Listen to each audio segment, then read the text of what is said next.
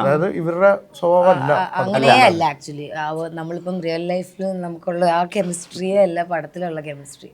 I think people it will be interesting അല്ലേ. And then you are not, ഇവർ തന്നെയല്ല അവിടെ എടുത്ത് പ്ലേസ് ചെയ്തേക്കുന്നത്. അവിടെ വേറൊരു ക്യാരക്ടറും വേറൊരു സംസാര ശൈലിയും വേറെ സിറ്റുവേഷനും സാധനങ്ങളും. ടോക്കിംഗ് അബൌട്ട് ബിഹേവിംഗ് ആക്ടിങ്, നിങ്ങൾ അതാണ് ഉദ്ദേശിച്ചെങ്കിൽ അതല്ല എന്നാണ് ഞാൻ പറയുന്നത്. അതെല്ലാവരും ഒന്ന് പറഞ്ഞ കൗണ്ടറും അങ്ങനത്തെ ഒരു പരിപാടിയല്ല, അങ്ങനത്തെ ഒരു പരിപാടി ഒന്നല്ല. ഇറ്റ്സ് എ വെരി പ്രോപ്പർ, കാണുന്ന ആൾ കുറച്ച് വേറൊരു പ്ലേ വർക്ക്ഔട്ട് ആകുന്നു. ഇപ്പൊ സ്വയം ക്യാരക്ടറിനോട് ചേർന്ന് നിൽക്കുന്ന കുറെ റോളുകളാണല്ലോ ഏറ്റവും അധികം ചെയ്തിട്ടുള്ളത്. അങ്ങനെ തന്നെയാണല്ലോ ഇപ്പോഴും പറയാറ്. കൂടെ പോലും കുറച്ച് ബ്രേക്ക് എടുത്തിട്ട് വന്ന് ചെയ്യുമ്പോൾ പോലും അങ്ങനെ നസ്രിയെന്ന് ഭയങ്കരമായിട്ട് മാറി നിൽക്കുന്ന ഒരാളൊന്നും ആയിരുന്നില്ലല്ലോ ശരി. ഇപ്പൊ സൂക്ഷ്മദർശിനി വരുന്ന സമയത്ത് അങ്ങനെ ഒരു കുറച്ച് ദൂരത്തുള്ള ഒരാളാണ്, നമ്മൾ ഇതുവരെ അറ്റംപ്റ്റ് ചെയ്യാത്തൊരു ക്യാരക്ടറാണ്, ആ ഒരു ബോധ്യം ഉണ്ടായിരുന്നോ?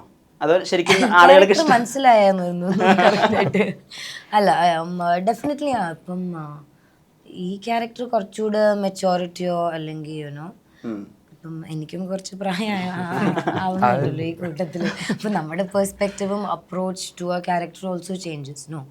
ഈ വർഷങ്ങളുടെ പെർസ്പെക്റ്റീവ് എല്ലാം ഡെഫിനറ്റ്ലി അത് ഡീൽ ചെയ്തിരിക്കുന്ന വേറെ രീതിയിൽ തന്നെയാണ് അത് അഭിനയിക്കുമ്പോൾ. നമ്മളിപ്പോൾ ഒരു ഡയലോഗ് ഇപ്പം മുറിച്ച് പറയണം, അല്ലെങ്കിൽ ഈ ഡയലോഗിൻ്റെ സമയത്ത് നമ്മൾ മുമ്പ് എപ്പോഴോ ചെയ്തിട്ടുള്ള റിയാക്ഷൻ അല്ല, കുറച്ചും കൂടി മാറി അതിനെ റിയാക്ട് ചെയ്യണം. അങ്ങനത്തെ കുറച്ച് മാറ്റങ്ങളൊക്കെ നമ്മൾ മഞ്ഞുമൽ ബോയ്സിലൊക്കെ കണ്ടിട്ടുണ്ട്. അപ്പം അത് ഓവർ ദ എക്സ്പീരിയൻസ് ആണോ നടക്കുക, അതോ നമ്മളുടെ ഫ്രണ്ട് സർക്കിൾ എന്താണോ അപ്പോൾ നമുക്ക് പുതിയത് അറ്റംപ്റ്റ് ചെയ്യാനൊരു ധൈര്യം വരും, അതാണോ സംഭവിക്കുക ദീപക്? ഡയറക്ടർ പറയുന്നത് പോലെ തന്നെ ആയിരിക്കും. കാരണം ഓരോന്നിലും പറഞ്ഞിരുന്ന രീതി തന്നെ ആയിരിക്കും എനിക്ക് തോന്നുന്നു ഡിഫറൻസ് വരുന്നത്.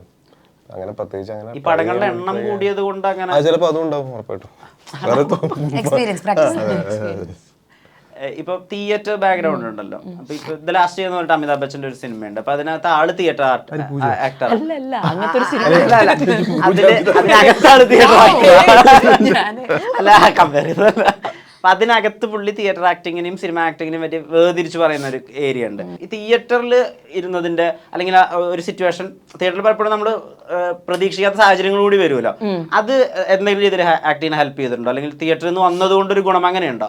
അല്ല, എനിക്ക് ഇത് രണ്ട് ആക്ടിങ് തമ്മിൽ വ്യത്യാസം എനിക്ക് തോന്നിയിട്ടില്ല. എന്ന് വെച്ചാൽ പലപ്പോഴും ആൾക്കാർ തിയേറ്ററെ കൊണ്ട് ചിന്തിക്കുമ്പം ഇപ്പോഴും മറ്റേ 1000 കണക്കിന് ഓഡിയൻസിന് ഫ്രണ്ടിൽ പെർഫോം ചെയ്യുന്ന അങ്ങനത്തെ ഒരു അതല്ല. തിയേറ്റർ ഒത്തിരി മാറിയിട്ടുണ്ട്. വളരെ ഇൻറ്റിമേറ്റ് ആയിട്ട് പെർഫോം ചെയ്യുന്ന സ്ഥലങ്ങളുണ്ട്, അല്ലെങ്കിൽ എന്താ പറയുക മൾട്ടിമീഡിയ യൂസ് ചെയ്തിട്ട് പെർഫോം ചെയ്യുന്ന സ്ഥലങ്ങളുണ്ട്. അപ്പോൾ തിയേറ്ററിൽ നമുക്ക് ഡിമാൻഡ്സ് ഭയങ്കര കൂടുതലാണ് in terms of variations of styles. അപ്പോൾ നമുക്ക് സിനിമയിൽ വരുമ്പോൾ ഒബ്വിയസ്ലി അത് യൂസ്ഫുൾ ആണ്. ഇപ്പം ഞാൻ ചെയ്ത സിനിമകളിൽ ഞാൻ ഭയങ്കരമായിട്ട് ലൗഡായിട്ട് അഭിനയിക്കേണ്ടി വന്നിട്ടുണ്ട്, പിന്നെ ഭയങ്കര സട്ടിലായിട്ടും ചെയ്യേണ്ടി സാഹചര്യങ്ങൾ വന്നിട്ടുണ്ട്. ഒബ്വിയസ്ലി രണ്ടിലും അഭിനയം അതിൻ്റെ നീഡ് മനസ്സിലാക്കി അതിനനുസരിച്ച് പെർഫോം ചെയ്യാമെന്നാണ് എനിക്ക് തോന്നിയിട്ടുള്ളത്. അപ്പം ഒബ്വിയസ്ലി എക്സ്പീരിയൻഷ്യലി നമുക്കത് ഹെൽപ്പ് ചെയ്യും, അല്ലാതെ ഈ രണ്ട് അഭിനയത്തിനും വ്യത്യാസമുണ്ട് എന്ന് എനിക്ക് തോന്നുന്നില്ല.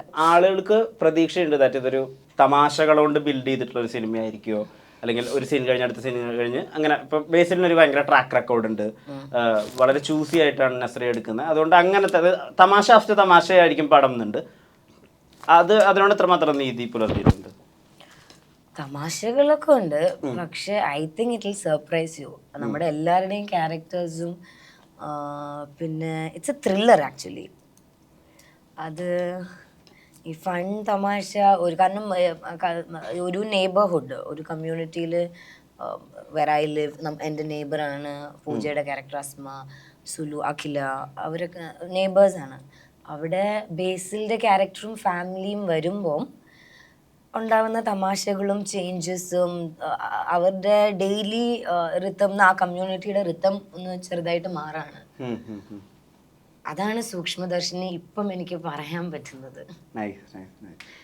സജ മുമ്പ് ചോദ്യം ചോദിച്ചിട്ടുണ്ട്, അന്ന് എനിക്കത് ഒരു ക്ലാരിറ്റിയുള്ള ഉത്തരം കിട്ടിയില്ല, സമയക്കുറവ് കാരണം. ഞാൻ കേട്ടിട്ടുണ്ട് അച്ഛൻ്റെ തന്നെ ഏറ്റവും പ്രിയപ്പെട്ട സിനിമകളിലൊന്ന് അല്ലെങ്കിൽ ഏറ്റവും പ്രിയപ്പെട്ടത് താഴ്വാരമാണെന്ന്. എപ്പോഴെങ്കിലും അതിൻ്റെ ഒരു റീവൈസ്ഡ് അല്ലെങ്കിൽ റീഇമാജിൻഡ് വേർഷൻ ശ്രീ മോഹൻലാലിനെ വെച്ചോ അല്ലെങ്കിൽ മറ്റേതെങ്കിലും ആക്ടറിനെ വെച്ചോ അങ്ങനെ ഒരു Westworld kind of cinema ആലോചിച്ചിട്ടുണ്ടോ, അല്ലെങ്കിൽ അങ്ങനെ ഒരു സബ്ജക്ട് മനസ്സിലുണ്ടോ?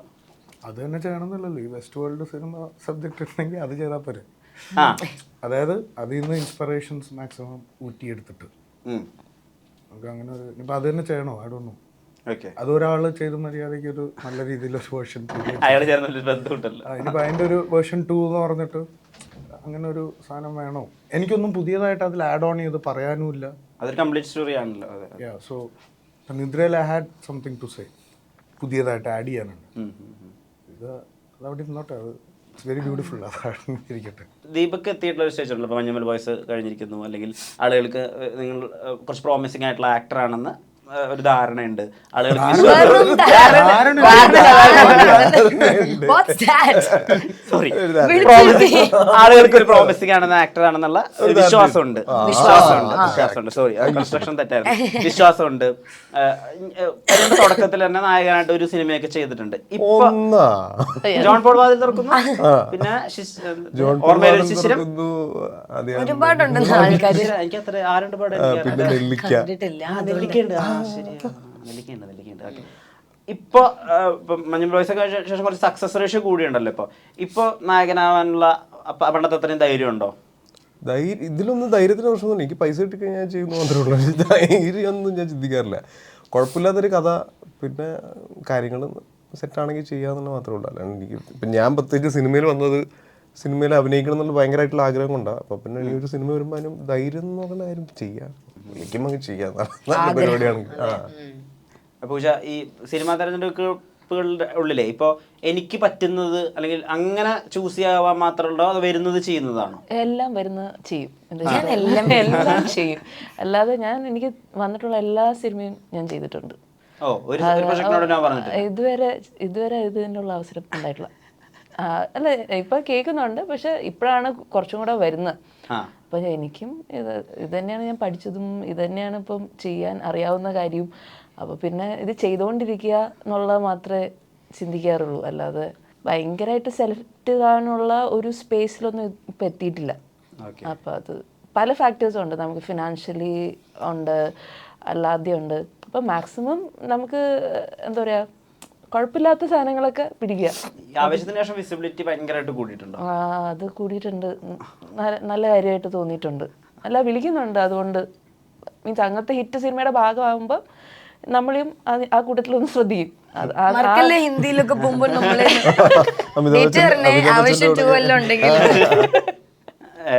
അവസാന ചോദ്യം, ഇപ്പൊ ഇതിനകത്ത് രണ്ട് കപ്പിൾ ഇവർ തമ്മിലുള്ള ബന്ധം എന്താണെന്ന് നമുക്കറിയില്ല. നമുക്ക് ഇതിന് ട്രെയിലർ ടീസർ ഒന്നും വന്നിട്ടില്ല. സ്റ്റിൽ നിങ്ങൾ 3 പേരോട് ഒരു കാര്യം ചോദിക്കണം എന്ന് വിചാരിക്കുന്നു. ഏത് 3 പേര്? സിദ്ധാർത്ഥേട്ടൻ, നസ്രിയ ആൻഡ് ദീപക്. പൂജയുടെ എനിക്ക് അറിയില്ല, അതുകൊണ്ടാണ്. അതായത് ജനറലി ഇപ്പൊ നിങ്ങൾ ഭയങ്കര സക്സസ്ഫുൾ ആയിട്ട് പ്രേമിച്ച് നടക്കുന്ന 3 പേർ എന്നുള്ള രീതിയിലാണ് നമുക്കൊക്കെ മനസ്സിലാവുന്നത്.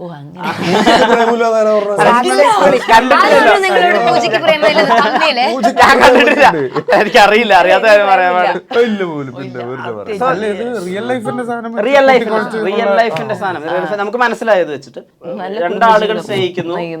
അവരുടെ അവരുടെ ഒരു റിലേഷൻഷിപ്പ്, അവരുടെ ഒരു റാപ്പോ നന്നായി പോവാൻ generally 2 people are in love, അവർക്ക് കൊടുക്കാൻ പറ്റാവുന്ന ഒരു അഡ്വൈസ് എന്തായിരിക്കും? ഒന്നും പ്രത്യേകിച്ച് ഒന്നും കൊടുക്കാനില്ല, അത് അവരെന്നെ പഠിച്ചു. എല്ലാത്തിനും അതിൻ്റെതായ സമയമായിട്ടുള്ള സാരങ്ങളല്ലേ ഉള്ളത്. നമ്മൾ ലവ് ഗുരൂസ് ഒന്നും അല്ലല്ലോ, നമുക്കറിയാം നമ്മുടെ അതൊക്കെ പഠിച്ചോളൂ. അത്ര ഈസി അല്ലെന്ന്. I think most important advice ഒന്നും like you know every day is learning. നമ്മളിപ്പോഴും പഠിച്ചുകൊണ്ടിരിക്കുകയാണ്. അപ്പം you have to let the other person be an individual. അത് കംസ് ലവ് ആൻഡ് റെസ്പെക്ട് ഭയങ്കര ഹാൻഡി ആണെന്ന് ഞാൻ വിശ്വസിക്കുന്ന ആളാണ്. അപ്പം ഇൻഡിവിജ്വലായിട്ട് വി ഡോണ്ട് ഓൺ ദം. കുളത്തിന്റെ നടുവിൽ എത്തിക്കോളൂ, എന്തായാലും മുങ്ങാതെ നോക്കുക മാക്സിമം. ഓക്കെ, പൂജയ്ക്ക് എന്തെങ്കിലും? ഇല്ല, എനിക്കൊന്നും അല്ല, ആ പ്രേമിക്കുന്നതിനെ കുറിച്ച് എങ്ങനത്തെ പയ്യനായിരിക്കും? അല്ല, പൂജയ്ക്ക് എന്താണ് what is your concept of A partner? എനിക്കങ്ങനെ അതല്ല, ഒന്നും എന്നെ ഉപദ്രവിക്കാതെ സ്വന്തം പണിയും നോക്കി എന്നുള്ളത് മാത്രമേ. അത് ഭയങ്കര സിമ്പിൾ ആണ്. നമ്മുടെ പറഞ്ഞ പോലെ തന്നെ നമ്മൾ ആരെയും ഓൺ ചെയ്യുന്നില്ല, നമ്മളും ആരെയും ഓൺ ചെയ്യണ്ട. അങ്ങനെ നസ്രിയ നസീമിന്റെ പ്രൊഡ്യൂസറുടെ സ്ഥാനത്ത് നസ്രിയ എന്നുള്ള പേര് വരുന്ന സിനിമകൾക്കൊക്കെ ഒരു വിശ്വാസ്യതയും ഒരു വിജയവും ഒക്കെ ഉണ്ട്. അടുത്ത പ്രൊഡക്ഷൻ എപ്പോഴായിരിക്കും? ഉടനെ തന്നെ ഉണ്ട്, പറയാനായിട്ടില്ല. അതിൽ ഫഹദിന്റെ കണ്ണുകൾ കാണാൻ പറ്റുമോ? കണ്ണുകൾ കണ്ണ് മാത്രമല്ല ഫുൾ ബാക്കി വേണ്ട, തല കൈ കാലൊക്കെ കണ്ണ് മാത്രം മതി, ബാക്കി ഫുള്ളായിട്ട് കാണാൻ പറ്റും. നൈസ്. ഓക്കെ, എന്തായാലും സൂക്ഷ്മദർശിനി തിയേറ്ററുകളിലേക്ക് എത്തുന്നു. നിങ്ങളിൽ നിന്ന് പ്രതീക്ഷിക്കാത്ത ഒന്ന്, എന്നാൽ അതിന് വളരെ എൻ്റർടൈനിങ് ആയിട്ടുള്ള ഒരു രസം അതും കൂടി ആളുകൾക്ക് കിട്ടട്ടെ. ആളുകൾ ഇരും കൈ നീട്ടിയ സിനിമ സ്വീകരിക്കട്ടെ. 4 പേരുടെയും നേരത്തിന് ഒരുപാട് നന്ദി. നമസ്കാരം. Thank you so much.